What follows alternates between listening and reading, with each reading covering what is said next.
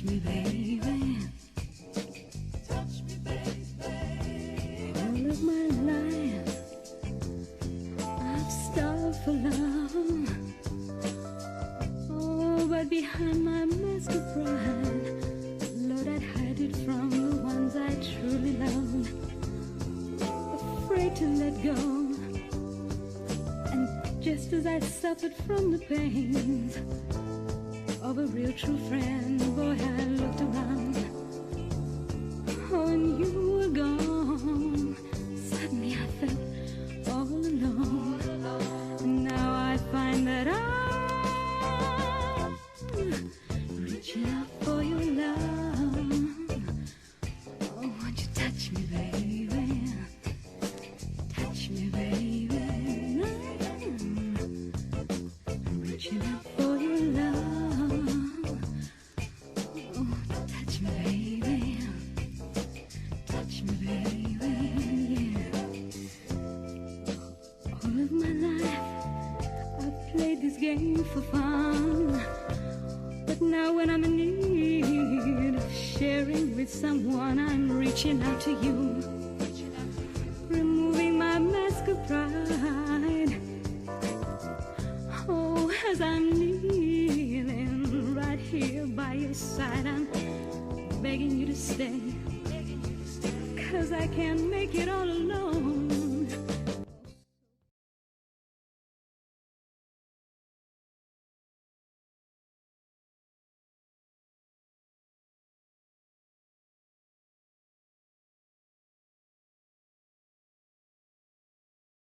Baby, reaching out for your love.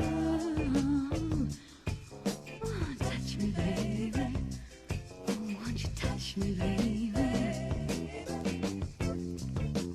Reaching out for your love, honey. Please touch me, baby. Oh, won't you touch me, baby?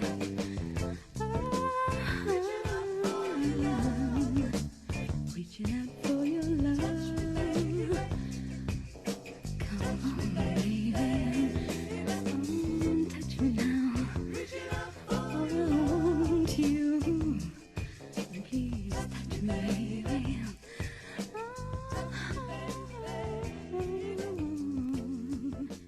Reaching out for your love. Touch me.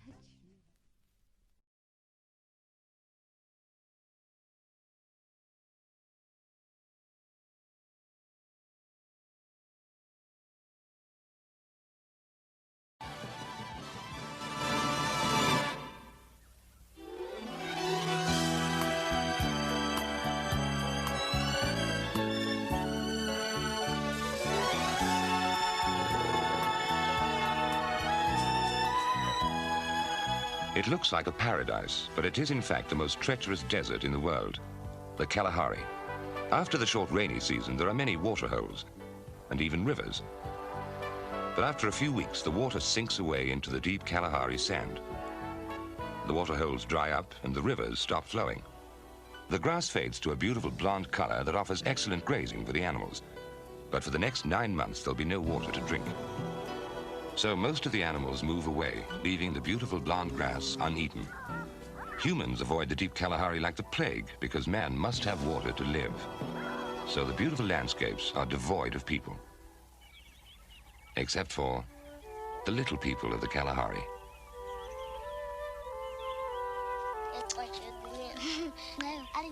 Pretty, dainty, small and graceful, the Bushmen. Where any other person would die of thirst in a few days, they live quite contentedly in this desert that doesn't look like a desert. They know where to dig for roots and bulbs and tubers, and which berries and pods are good to eat.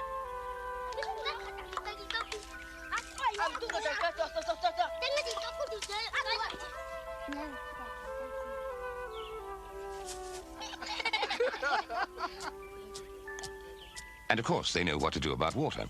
For instance, in the early morning, you can collect dewdrops from leaves that were carefully laid out the previous evening.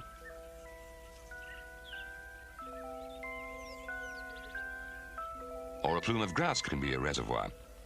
And if you have the know-how, an insignificant clump of twigs can tell you where to dig. Then you come to light with an enormous tuber. You scrape shavings off it with a stick that was split to give it a sharp edge. You take a handful of the shavings, point your thumb at your mouth, and squeeze.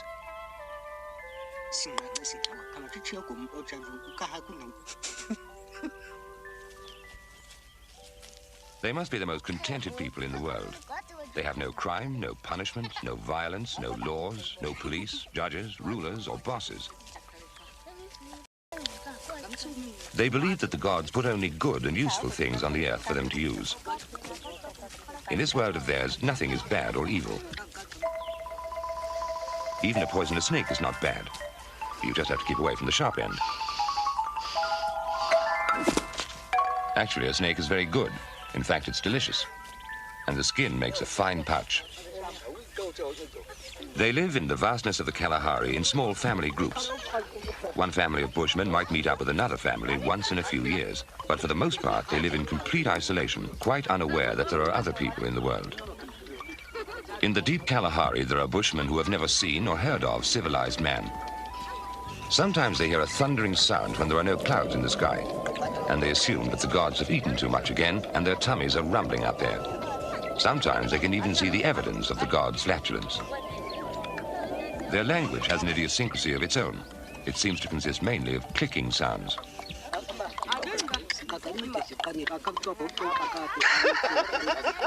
They're very gentle people. They'll never punish a child or even speak harshly to it. So, of course, those kids are extremely well behaved, and their games are cute and inventive.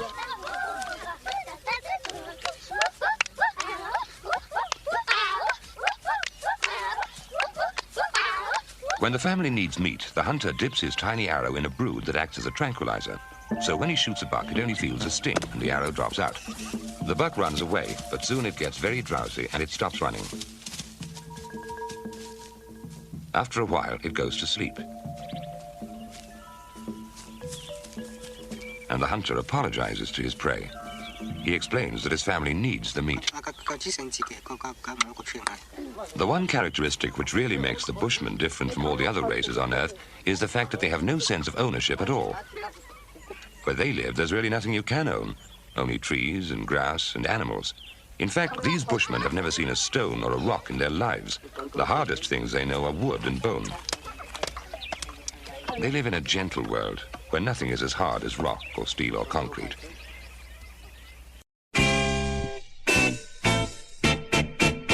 As you can see, yeah, I'm sharp, baby, from head to toe. Ooh, yeah, baby, I'm not this way, like so many other fellas, just for a big show. Oh, no, nah. So I want you to stop all that laughing, baby, and acting so doggone funny. Get on up, baby. I've been waiting such a long time for this day. Oh, yes, I have. You see, it's not every man who knows how to get his pay. Yeah. Oh, no, baby. So I want you to stop all that talking and acting so doggone funny. I'm not jiving. When you're bad and you're born into a baby, baby, you know I'd gladly give you a little massage. Yeah, if it make you feel all right. Everybody has to look busy.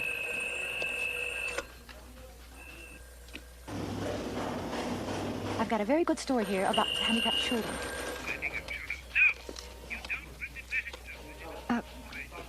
Yeah, all right, look, I'm sorry. I'll only print sweetness and light, even if it bores the pants off me.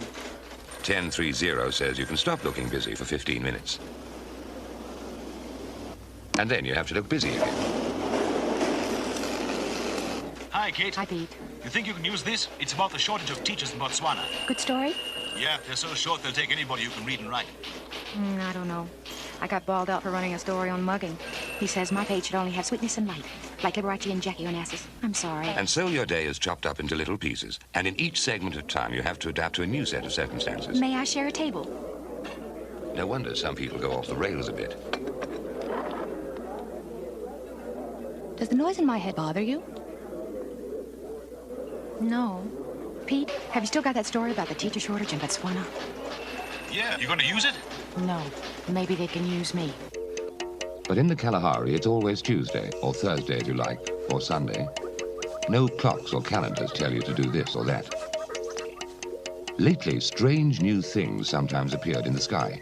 Noisy birds that flew without flapping their wings.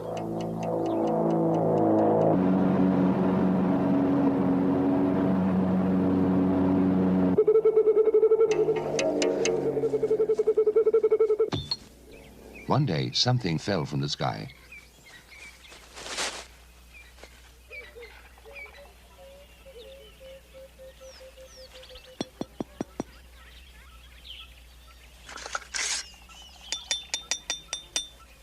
He had never seen anything like this in his life.